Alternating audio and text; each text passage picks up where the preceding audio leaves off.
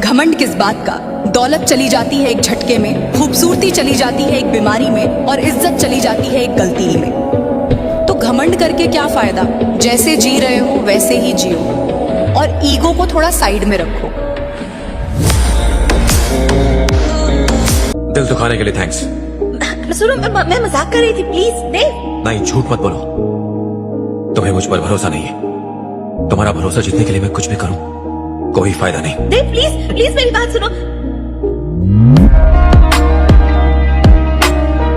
दूसरों के गुनाहों पर जो उंगली तुम उठाते हो, क्या अपने गिरेबान में कभी झांक कर तुम पाते हो? हर शख्स यहाँ गुनाहगार है, कोई भी फरिश्ता नहीं, पर अपने ऐब देखने का किसी को मिलता रास्ता नहीं। किसी की मजबूरी का यूं ना तमाशा बनाया कर, अगर दर्द बांट ना सके तो यूं ना किसी को रुलाया कर। खुदा ने पर्दा रखा है तो तू क्यों पर्दा उठाता है? किसी की आबरू उछाल कर तू कौन सी जन्नत पाता है? पहले अपने किरदार को तू मुकम्मल करे इंसान, फिर दुनिया को देना तू कोई पैगाम। प्रॉब्लम्स सबकी लाइफ में होती है, किसी में कम तो किसी में ज्यादा, लेकिन जैसे जैसे प्रॉब्लम्स हमारी लाइफ में बढ़ती रहती हैं, वैसे वैसे इंसान के अंदर भी दुख, तकलीफ, गुस्सा, ये सब भी बढ़ते चले जाते हैं। लेकिन याद रखना, किसी भी प्रॉब्लम का सोल्यूशन गुस्से से कभी नहीं निकलता है। अपने मन को शांत रखकर भी तो हम सही और गलत का पता लगा सकते हैं। क्रोध में हमेशा हमें वही दिखाई देता है जो हम देखना चाहते हैं। इसलिए अपने मन को पहले शांत रखो और फिर अपनी प्रॉब्लम का सॉल्यूशन ढूंढने की कोशिश करो। आपको आपकी प्रॉब्लम का सॉल्यूशन जरूर मिलेगा, आजमा कर देखिएगा।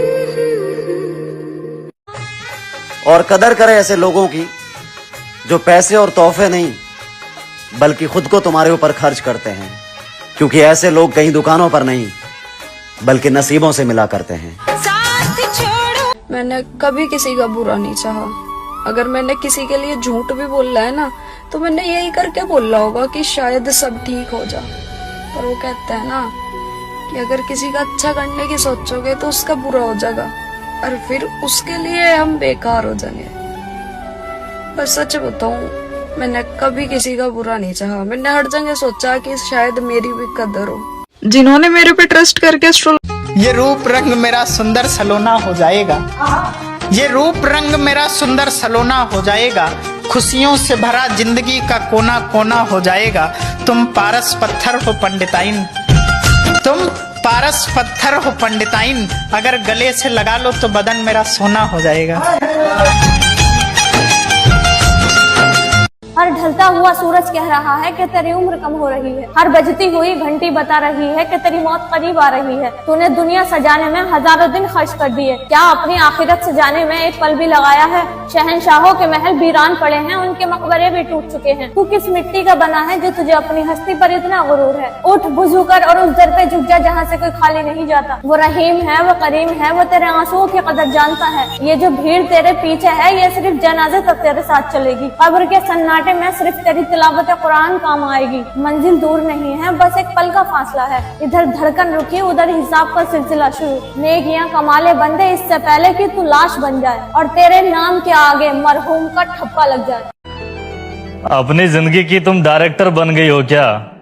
मुझे छोड़कर तुम इंस्पेक्टर बन गई हो क्या?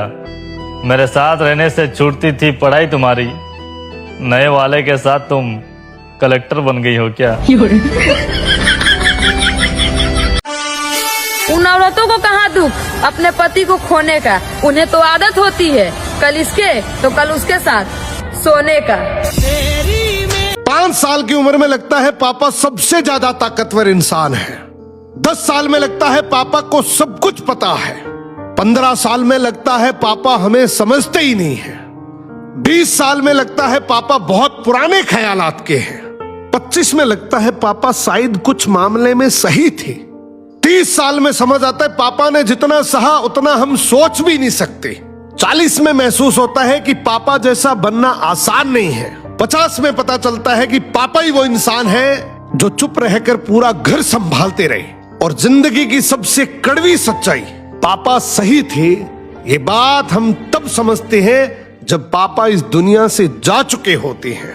अगर आज तुम्हारे पापा तुम्हारे साथ है ना कर तमन्ना किसी को पाने की, बड़ी वे दर्द निगाहें हैं इस जमाने की। खुद को बना लो दोस्तों इतना काबिल कि सारा जहां तमन्ना करे तुम्हें पाने की।